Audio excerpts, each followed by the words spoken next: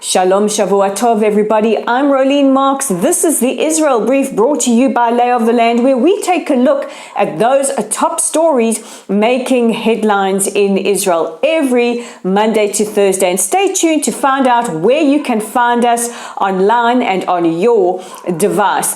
But let's take a look at the top stories, and it has been another tense weekend here in Israel following the terror attack that took place on Thursday night, this time in the heart of Tel Aviv on Dizengoff Street.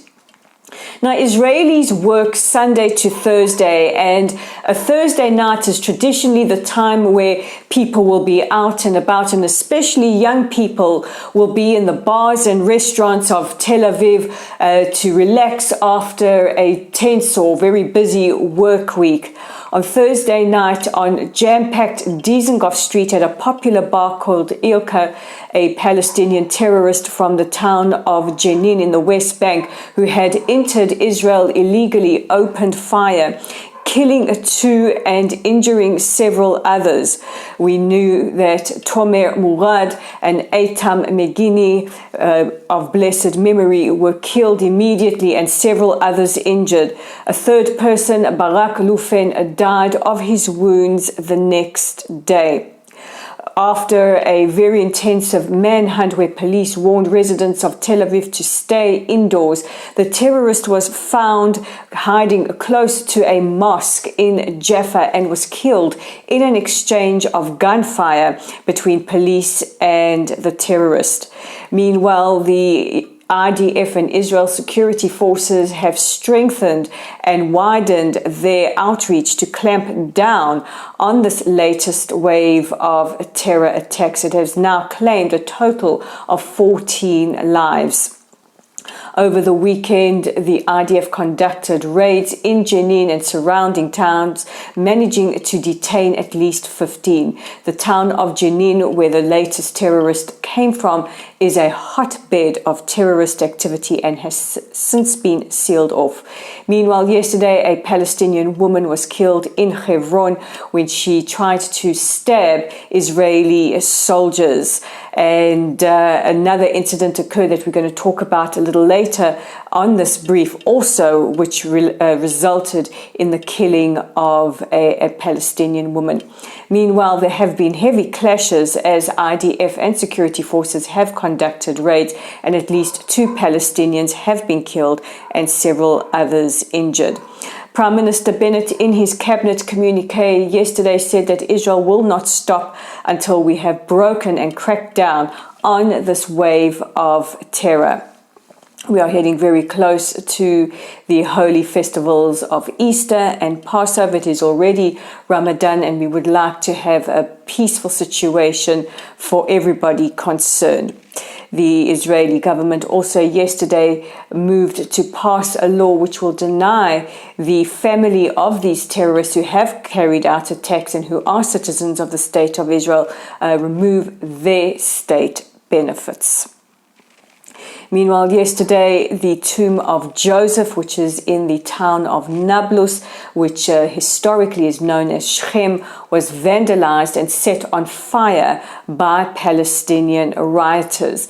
Earlier, the tomb was again vandalized and set on fire again by a group of Palestinian rioters. So twice in a period of 24 hours, this place that is holy to Muslims, Jews, Christians, and Samaritans has been defaced. Now, one would think that the international community would condemn this. Sadly, they haven't. It has been restricted to the Israeli government and several people online, many of them Arabs from places like Bahrain and the United Arab Emirates, and Muslims Against Anti-Semitism in the United Kingdom. They have condemned this desecration of a very, very sacred site.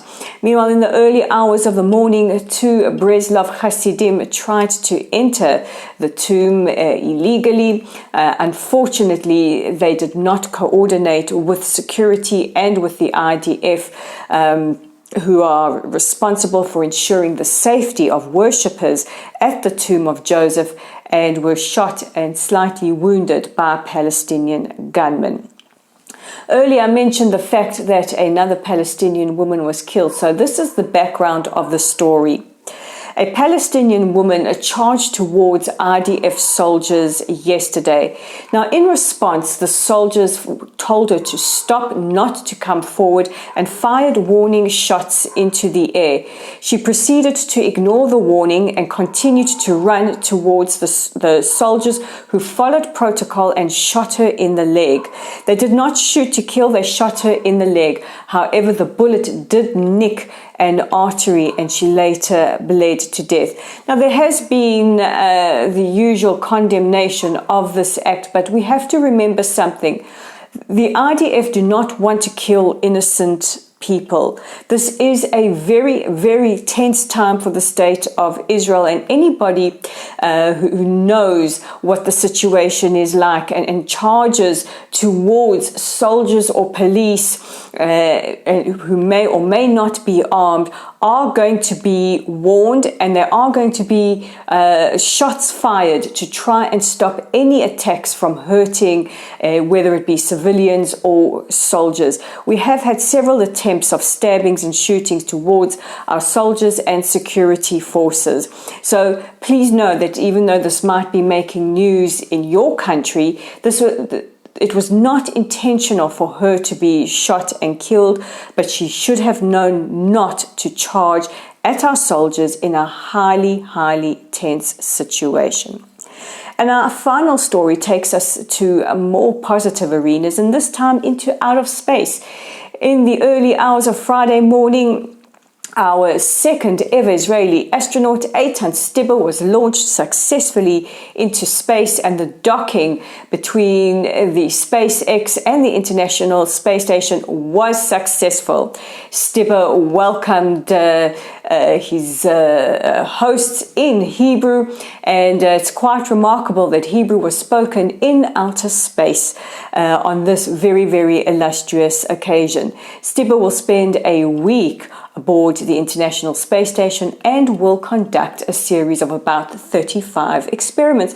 But he had a very special conversation yesterday, this time with our President Isaac Herzog, who sent him aboard with a very special gift, a glass cube engraved with a prayer written by the President's late grandfather, Rabbi Isaac Herzog. As you can see, he's named for his late grandfather, who was the first chief rabbi of Israel. That and an Israeli flag. And the president said to our esteemed astronaut, "This is a prayer for the well-being and the safety of the state of Israel." And boy, oh boy, it couldn't have been timed for a more special occasion, and also for a more poignant reason. And we wish Eytan everything of the best and look forward to following his experiments and his adventures in outer space. Now, just a reminder that you can find us online on our website at www.layoftheland.online. We're on Facebook at Lotl Site. Our community is growing. Please give us a like or a follow. Share our news broadcasts when you find them. Our YouTube channel is at The Israel Brief. If you're viewing us there, please give us a like, a share, click on that red subscribe button. And we're also on Twitter at layoftheland5. So from me, Rolene Marks, and the neighborhood dogs who just don't seem to want to be quiet for today. Hey, they're Israeli dogs. They seem to have opinions. This is the Israel Brief. Don't forget to check in with us tomorrow for your top stories from the State of Israel.